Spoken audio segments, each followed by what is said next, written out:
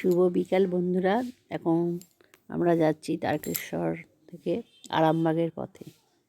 গ্রাম্য পথ, নতুন রেলপথ চালু হয়েছে, বছর 4 হলো। দুধারে মাঠ, দিগন্ত, প্রকৃতি, মাঝখান দিয়ে রেল লাইন ছুটেছে। কী অপরূপ দৃশ্য, খুব ভালো লাগে দেখতে। যতবার চাই আরামবাগ গোঘাট, এই লাইনটা বিষ্ণুপুরের সঙ্গে যুক্ত হওয়ার কথা। কাজ প্রায় অর্ধেক শেষ। মাঝে একটা ভাবা দিঘি আছে, দিঘির ওপর দিয়ে লাইন গেলে দিঘিটা নষ্ট হবে, সেই জন্য গ্রামবাসীর একটু আপত্তির জন্য আইনি জটে আটকে আছে। কিন্তু বিষ্ণুপুর হলে অনেক মানুষের সুবিধা যাবে। সরাসরি হাওড়া থেকে বিষ্ণুপুর যাওয়া যাবে, তারকেশ্বর থেকে বিষ্ণুপুর যাওয়া যাবে। মাঝে কামারপুকুর, জয়রামবাটি পড়বে। কিন্তু যতদিন না হচ্ছে ততদিন গোঘাট পর্যন্ত যাওয়া যাচ্ছে। গোঘাট থেকে আপনারা প্রাইভেট গাড়ি, টোটো, অটো দিয়ে কামারপুকুর, জয়রামবাটি যেতে পারেন। দুধারে দেখছেন গাছপালা, জমি, ক্ষেত, সবুজ বনভূমি আর দুপশারি মাঠ, শস্য ক্ষেত। ধান উঠে গেছে, ধান উঠে এবার পরের ফসল আলুর প্রস্তুতি চলছে। আর এই ধানগুলো উঠে যাওয়ার পর গোড়াগুলো সব জমিতেই নাড়া পুড়িয়ে দিচ্ছে, যেটা খুব অস্বাস্থ্যকর। পলিউশন, প্রকৃতিকে দূষণ করছে। আইনি বাধা কেউ মানছে না। এই যে ধান সব উঠে গেছে, সদ্য মাঠ ফাঁকা। কিছু মাঠে এখনও ধান পড়ে আছে, যেগুলো একদম উঠে গেছে সেগুলো সব পুড়িয়ে দিচ্ছে। এগুলো সব ধান উঠে গেছে। কিছু জমিতে ধান শুয়ে আছে, এখনও তোলেনি, সব বাড়ি যায়নি। পাশে এই যে নদ, দামোদর নদ। নদীটা অনেক শুকিয়ে ছোট হয়ে গিয়ে দুসারে এই যে পলি পড়ে নাব জমি হয়ে পরিণত হয়ে গেছে। এই পথটা, আমার এই জার্নিটা খুব ভালো লাগে। আপনারাও আমার সঙ্গে একটু দেখুন। মনে করলাম যে তাহলে আপনাদেরকে একটু জার্নিটা আমি দেখাই। আপনাদের আশা করছি খুব ভালো লাগবে। কিছু কিছু জমিতে নিত্য দৈনন্দিন রবি ফসল কিছু বসানো হয়েছে। বেশিরভাগটাই এবার আলু বসবে। আলুর জন্য জমি প্রস্তুতি করছে। ট্রেন তো নিজের মতো ছুটে যাচ্ছে।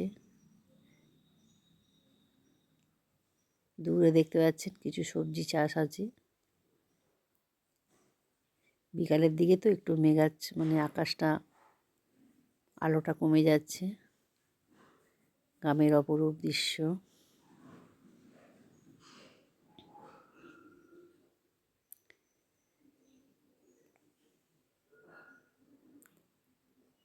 প্রথমে তারকেশ্বর থেকে প্রথম স্টেশন তালপুর, তালপুর থেকে পরের স্টেশন টকিপুর, তারপর মায়াপুর, তারপর আরামবাগ, তারপর গোঘাট।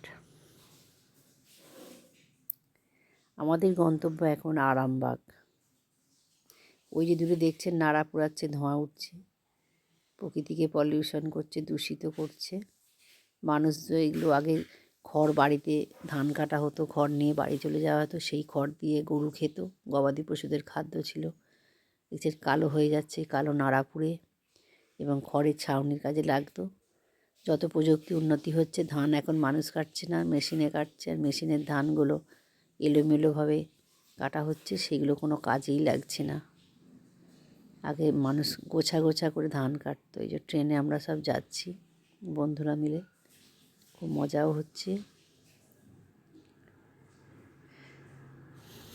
ট্রেন আরামবাগ পর্যন্ত প্রচুর ভিড় হয় না সকালে। আমরা তো দুপুরের দিকে যাচ্ছি, সকালে অফিস টাইমে একটু ভিড় হয়। এই যে পাশে একটা সুন্দর মা কালীর মন্দির হয়েছে। আমরা একটা পাড়ার মধ্যে ঢুকে যাচ্ছি, রেলপথ। এখানে অনেক মানুষের বসতি দেখতেই পাচ্ছেন। এটা তালপুর পেরিয়ে যাচ্ছে, আবার ফাঁকা মাঠ, মাঝে মাঝে বসতি, আবার বসতি। অনেকটা অংশ জুড়ে মাঠ, তারপরে একটু করে গ্রাম, মানুষের বসবাস। রেলপথ, সড়কপথ দুটি, মাঝখানে গ্রাম। সড়কপথও আছে, তেঘড়ি লাইন আছে, কাঁড়ারিয়া লাইন, বাস চলে নিত্য, অটো চলে, টোটো চলে।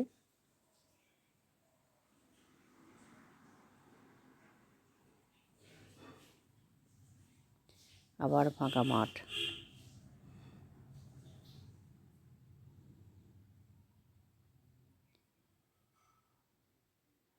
সন্ধে নেমে আসার আগে তো অন্ধকার হয়ে যাচ্ছে। হাই টেনশন লাইন গেছে মাঠের ওপর দিয়ে। কিছু মানুষ এখনো মাঠে কাজ করছে।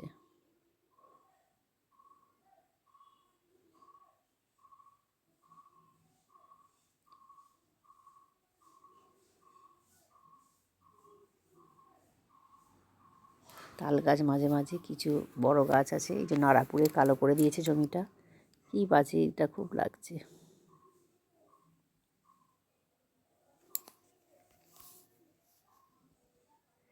সূর্য অস্ত যাবার পালা। এক ফালি সূর্য ডুবে যাচ্ছে। সূর্য ছুটছে, ট্রেনও ছুটছে, আমিও ছুটছি, প্রকৃতি ছুটছে, পৃথিবী ছুটছে। পৃথিবী স্থির, আমরাই ছুটছি।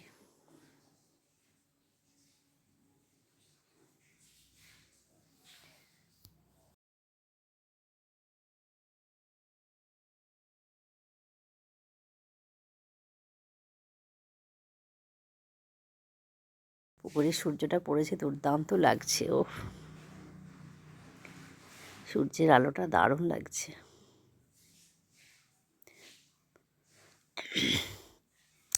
সূর্য অস্ত যাচ্ছে ঢলে।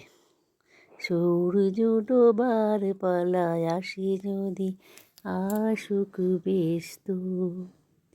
ধরণীর রঙে রঙে জীবন ভরে যাবে ব্যস্ত, ব্যস্ত, ব্যস্ত।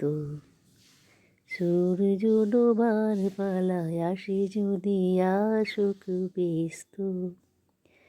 ধরণীর রঙে রঙে জীবন ভরে যাবে ব্যস্ত, ব্যস্ত, ব্যস্ত। আরামবাগ পৌঁছে গেল দেখুন।